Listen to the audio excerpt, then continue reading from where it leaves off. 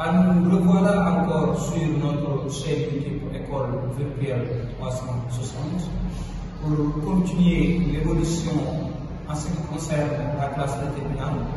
On était arrêté la dernière fois sur la leçon 4 de votre programme, les cours généraux de la décolonisation, et la leçon 5 s'appuie autour sur les formes de la décolonisation. Donc, les formes de la décolonisation. Le processus de la décolonisation. Qu'appelle-t-on la décolonisation? La décolonisation est un processus par lequel un pays sous domination coloniale s'est assimilé pour accéder à la souveraineté. Donc ce processus commence en général dans les colonies asiatiques après la Première Guerre mondiale et dans les colonies africaines après la Deuxième Guerre mondiale. Il se déroule dans l'ensemble suivant deux formes, une forme pacifique et une forme violente. Donc on va démarrer avec la décolonisation pacifique négociée à la guerre.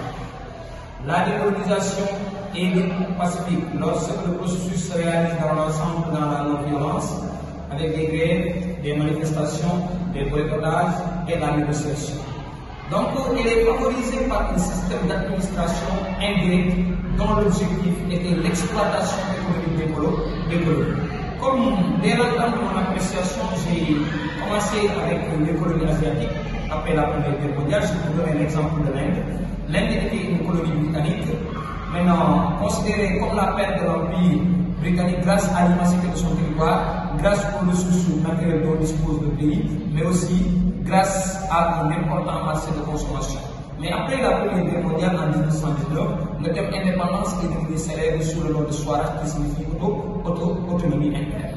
Maintenant, les personnalités ou ceux qui dirigent le nationalisme étaient Mohandas Karamchand alias Gandhi, surnommé le Mahatma, symbole de la non-violence, qui détermine même la forme pacifique de la décolonisation de l'Inde, assisté par les Mohamed Ali Jinnah. C'est un exemple qu'on va mettre entre parenthèses que vous allez voir au fur et à mesure qu'on va continuer l'explication.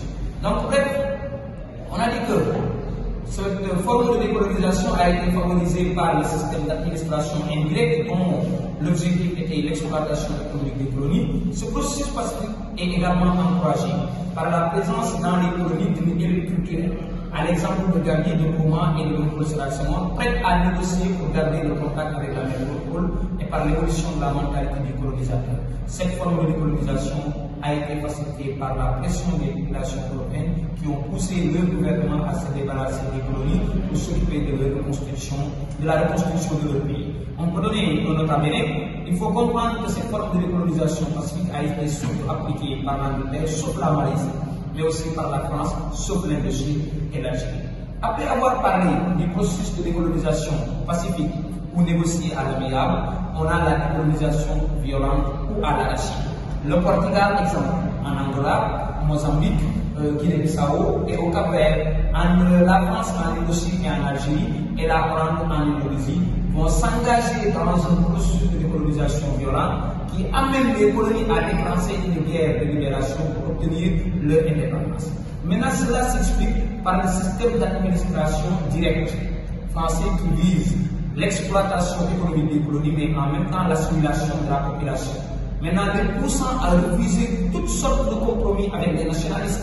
Bref, ce refus s'explique par la pression des lobbies colonialistes. Quand je parle des lobbies colonialistes en métropole, on parle d'un homme d'affaires. Et dans les colonies des pieds noirs, c'est quoi un pied noir exemple? C'est un Français qui est né et grandi en Algérie. Maintenant, rien que pour garder les avantages de la colonisation. Maintenant, la décolonisation violente en grosso modo est favorisée par l'importance des colonies en raison de leurs ressources naturelles, de leur statut, de leur position géographique et par l'incompréhension entre le colonisateur et les colonisés. Donc, pour terminer, qu'elle soit déroulée suivant un processus pacifique ou selon un processus violent, la décolonisation ne pouvait se faire sans douleur et sans violence en raison des intérêts en jeu, des rapports de force et des doctrines coloniales. C'est ainsi que presque partout le sang a été versé, les populations sont emprisonnées, humiliées. Donc voilà deux formes de décolonisation différentes, l'une pacifique, l'autre violente, et après cela va être illustré par la décolonisation en Asie, Inde, qui est un exemple typique de processus de décolonisation pacifique, et Indochine, là où la décolonisation est violente, Inde, colonie britannique, Maintenant, comme on l'a si bien appris avec nous, parce qu'avec un système d'administration indirect, alors qu'on a un dossier était une colonie française, maintenant qui regroupait même d'ailleurs la colonie de Cochinchine autour du delta du Mekong et 4 protectorats que sont là dans le Tonkin, le Cambodge et le Laos, qui a prôné un exemple de décolonisation violente jusqu'à l'accession à l'indépendance en 1960. Voilà ce qu'il fallait dire aujourd'hui sur les formes de la décolonisation.